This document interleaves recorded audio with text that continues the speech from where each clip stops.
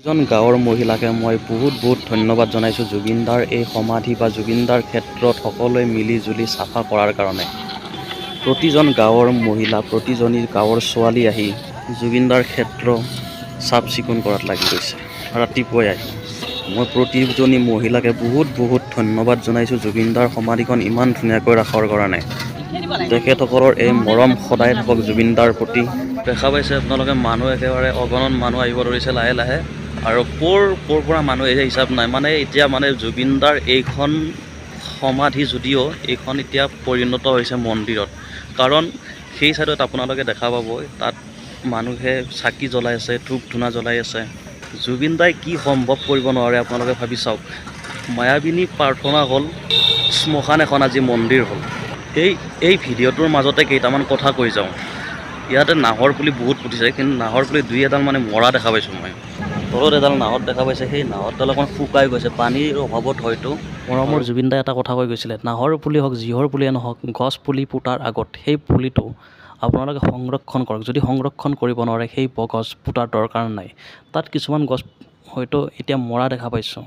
তো সেই গছসমূহৰ নমৰাৰ কাৰণে আমি কি কৰিব লাগিব? আমি পানী দিব লাগিব। যিহেতু তাতে গাঁৱলীয়া ল'ৰা আছে, সিহঁতে পানী দিয়ক। বিজনেছতে লাগি থাকিলে নহ'ব।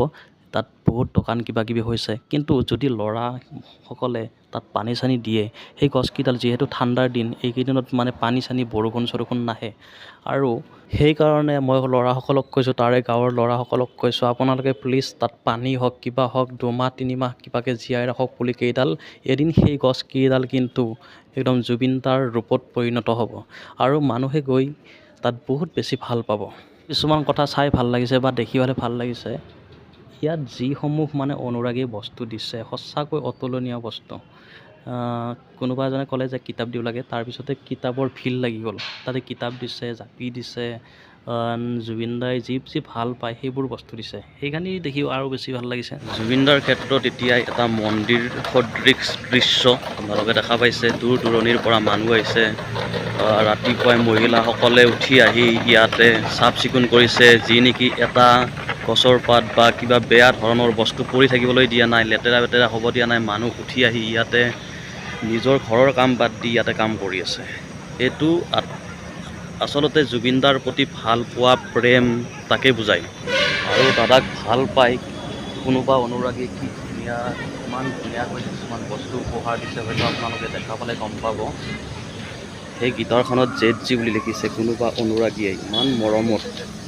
সেয়াই হয়তো জুবিনদাৰ প্ৰতি মানুহৰ মৰম ভাল পোৱা। কোনোবাই যদি পাৰিছে আৰ্ট কৰি দিছে, কোনোবাই নিজে প্ৰিণ্ট কৰি দিছে, কোনোবাই শৰাই দিছে, কোনোবাই কিবা দিছে। বিভিন্ন ধৰণৰ। আজিৰ যুগত বৰ্তমান সময়ত যিহেতু মানুহৰ প্ৰতি মানুহৰ ঘিণ উপযোগিছে, কিন্তু জুবিনদাৰ তেনে ক্ষেত্ৰত জুবিনদাৰ প্ৰতি কিমান মৰম, কিমান ভাল পোৱা। তেওঁ যেন মানুহে ভাষাৰে বুজাব নোৱাৰি তেওঁৰ ভাল পোৱাখিনি।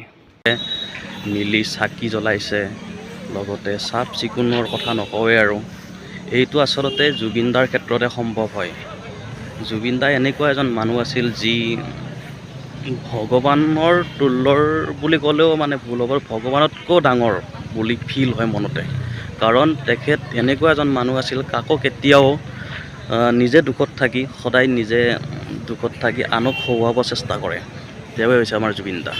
আৰু সেইকাৰণে হয়তো আজি ইয়াত মানুহৰ অগণন মানুহ, এই ৰাতিপুৱাই মানুহ আহিছে। তো সেইটো এটা ডাঙৰ প্ৰশ্ন। কাৰণ আজিলৈকে মানুহৰ শ্মশানত এনেকুৱা দৃশ্য কেতিয়াও দেখা নাই বা দেখা নাপায়ো আমাৰ অসমৰ মানুহে। আৰু নেক্সট টাইম প্ৰায় 100-200 বছৰ। আৰু ইয়াতে কোনোবা এজন ইউটিউবাৰে কৈছিলে যে ইয়াতে মদৰ বটল, কিবাৰ বটল, কিন্তু এতিয়ালৈকে এটা মদৰ বটল বা কিবা তেনেকুৱা ধৰণৰ এতিয়ালৈকে দেখা নাই আমি। বিশেষ বস্তু আপোনালোকক দেখাবলৈ লৈ আহিছোঁ। চাকিৰ পাহাৰ আপোনালোকে চাই লওক, ইমান ডাঙৰ এখন পাহাৰ হৈ গৈছে। অকল চাকি, কিন্তু ইয়াতে প্ৰায় লাখ চাকি জ্বলিছে ইয়াতে জুবিনদাৰ সমাধিত। দেখা পাইছে আপোনালোকে, লাখ চাকিৰে দাম হৈ গৈছে ইয়াতে। আমি জুবিনদাৰ ক্ষেত্ৰত চাকিৰ পাহাৰ দেখা পালোঁ, জুবিনদাৰ ক্ষেত্ৰত আমি গামোচাৰ পাহাৰ দেখা পালোঁ, ফুলৰ পাহাৰ দেখা পালোঁ। ইয়াতে দেখা পাইছে ধূপৰ বাকলি, ধূপৰ পেকেট, লগতে চাকি লাখ কি ক'ম আৰু। হয়তো আৰু জীৱনত এনেকুৱা দিন দেখা নাপাওঁ বা এনেকুৱা মানুহ আমাৰ জীৱনত নহয়, আমাৰ জেনেৰেশ্যন, আমাৰ পিছত অহা বহুত মানুহে এনেকুৱা এজন মানুহৰ প্ৰতি ভাল পোৱা বা এনেকুৱা মানুহৰ মৰম কোনো দেখা নাপাব। এয়াই চাগে আমাৰ জুবিনদাৰ প্ৰতি মৰম। চাই লওক আপোনালোকে, ৰাতিপুৱা এই 6:30-7টা বজাতে মানুহ অগণন আহিবলৈ ধৰিছে।